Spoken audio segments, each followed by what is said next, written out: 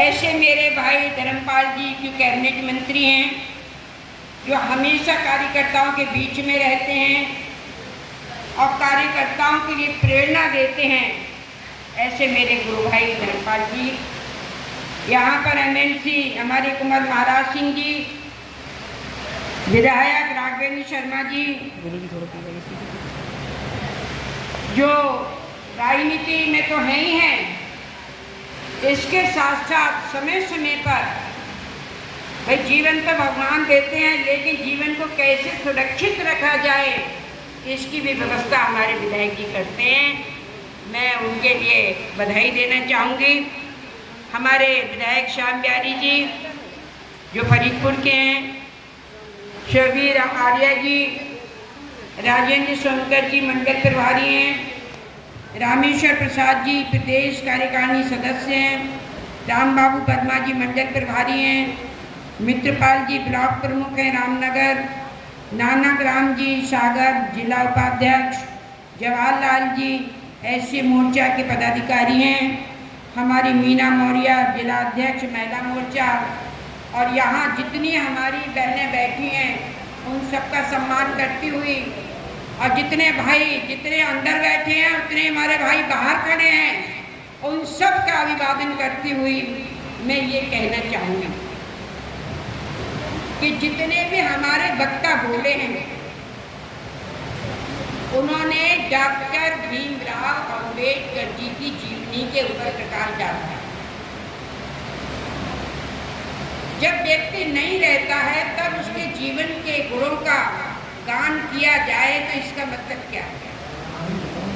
इसका मतलब यह है कि कोई महान व्यक्तित्व होगा, क्योंकि जब घर में किसी के घर में भी यदि कोई व्यक्ति नहीं रहता है तो ज़्यादा से ज़्यादा 15 दिन या 20 दिन चर्चा होती है, उसके बाद में सब अपने अपने काम पे लग जाते हैं और कोई किसी की चर्चा नहीं करता। लेकिन आज इतने वर्ष बीत जाने के उपरांत भी आज उनके गुणों की, उनके व्यक्तित्व की चर्चा की जा रही है। इसका मतलब है कि वो महान व्यक्तित्व थे। उनका व्यक्तित्व कैसा था? बहुत महान था। उनके कार्य कैसे थे? बहुत महान थे। वो हमेशा, और देखिए व्यक्ति की पूजा तभी होती है जब वो अपने लिए न जीकर दूसरों के लिए जीता है। अपने लिए तो पशु पक्षी भी जीते हैं, वो भी अपना पालन पोषण करते हैं, अपने बच्चों का पालन पोषण करते हैं। सारी क्रियाएं मानव जैसी हैं, लेकिन अंतर क्या है कि मानव बुद्धिजीवी है। मनुष्य कैसा है? बुद्धिजीवी है। वो अपने साथ साथ वो समाज के लिए जीता है, वो प्रदेश के लिए जीता है, वो देश के लिए जीता है। ऐसे ही हमारे डॉक्टर साहब देश के लिए जिए। उन्होंने हमेशा ये प्रयास किया कि जिन परिस्थितियों से मैं गुजरा हूँ उन परिस्थितियों से मेरा समाज ना गुजरे। अभी हमारे डॉक्टर साहब बता रहे थे विधायक जी कि पानी तक पीने के लिए नहीं मिलता था, उनको विद्यालय से बाहर बैठा दिया जाता था, कोई व्यक्ति हाथ की छुई हुई चीज भी नहीं खाता था। कैसे पड़े होंगे और फिर इतनी विषम परिस्थितियों में इतने महान व्यक्ति बन गए, ये सोचने की बात है। ये तो कोई शेर दिल व्यक्ति ही कर सकता है, हिम्मत वाला व्यक्ति ही ऐसा करता है। उन्होंने नारा दिया था, जितनी हमारी माताएं बैठी, मैं धन्यवाद दूंगी कि बहुत बड़ी तादाद में यहाँ हमारी बहनें बैठी हैं।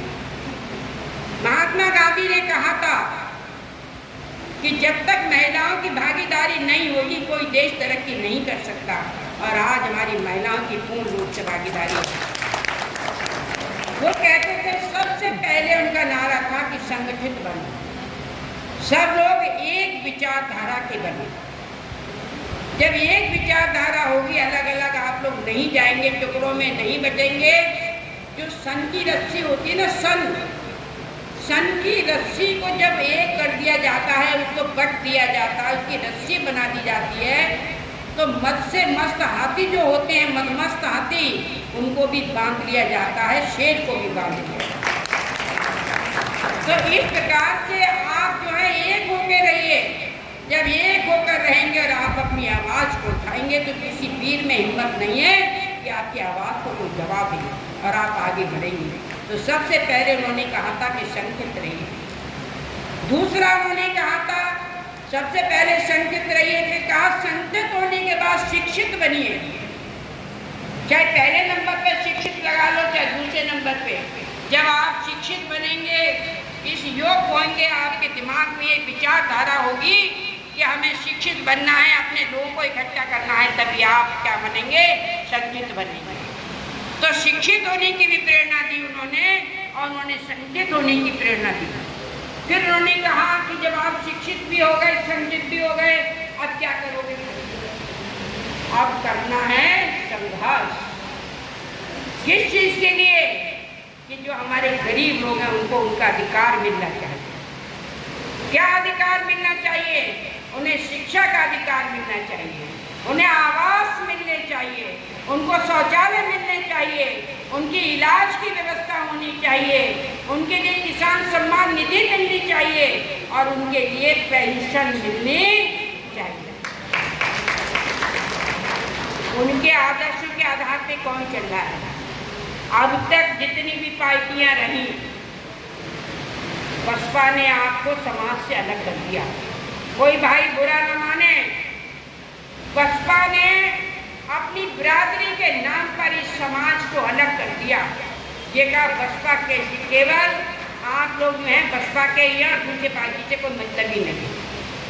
समाजवादी पार्टी ने यादव जाति के लिए बिल्कुल अलग कर दिया कि आप केवल मुलायम सिंह के और किसी के नहीं हैं।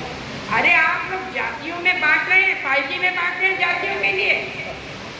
आप तो उसके बन के रहिए जो एक घर के मुखिया की तरह आपकी हिफाजत करता है। जिसने ये देखा, जिस समय इतनी विषम परिस्थिति थी, कोरोना चल रहा था, जिसने ये देखा कि हमारे परिवार का कोई व्यक्ति भूखा ना रहे, सबके लिए अनाज की व्यवस्था की और आज तक वो अनाज 80 करोड़ लोगों के लिए अनाज मिल रहा है।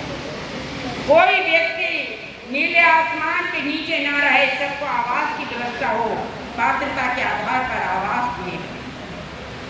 हमारी बहु बेटियां शर्मिंदगी ना खानी पड़े, शौचालय दिए। इलाज के लिए घर मुहैया सब बिक जाती थी, आज आयुष्मान कार्ड के द्वारा इलाज की व्यवस्था 5 लाख की। जो पेंशन 300-500 मिलती थी वो 1000 कर दी गई है विधवाओं की, और आपके जो विधवा हैं, वृद्ध हैं, दिव्यांग हैं उनकी। तो मैं ये कहना चाह रही हूँ, शिक्षा की पूर्ण व्यवस्था आप लोगों को की गई है। मैं ये इतना और कहना चाहूँगी, क्योंकि आप लोग 10 बजे से बैठे हैं, कि जितनी हमारी बहनें हैं और जितने हमारे भाई हैं मेरे परिवार के, मैं भी आपके परिवार की हूँ। अगर माननीय अम्बेडकर जी ना होते तो आज महामहिम राष्ट्रपति महिला बैठी नहीं होती, राष्ट्रपति बनी। आज अम्बेडकर जी का आशीर्वाद ना होता तो मैं एक मंत्री के रूप में यहाँ आपको बोल नहीं रही हूँ।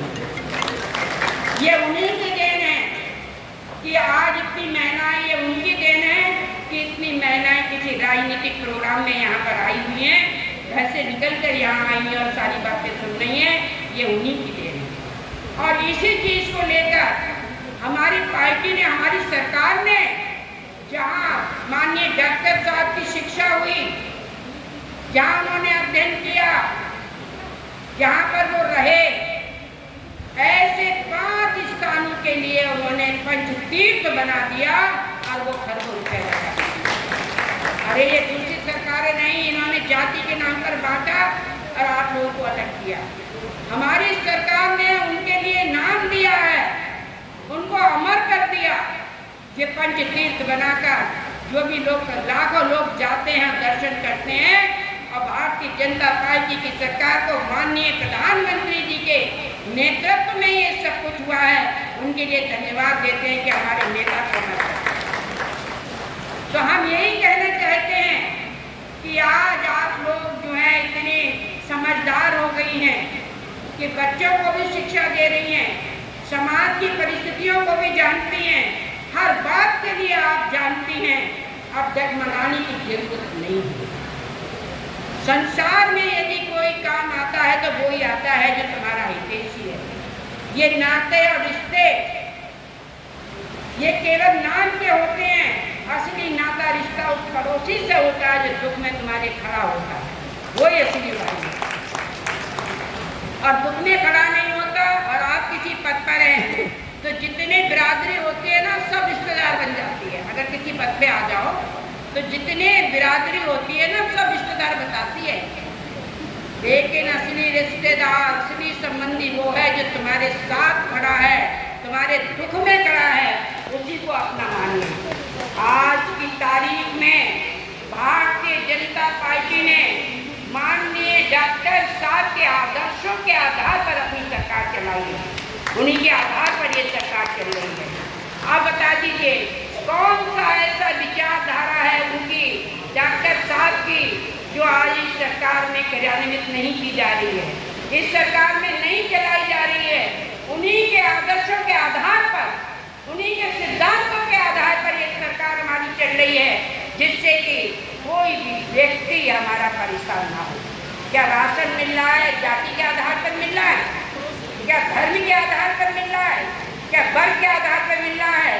आयुष्मान कार्ड क्या जाति के आधार पर मिल रहे हैं?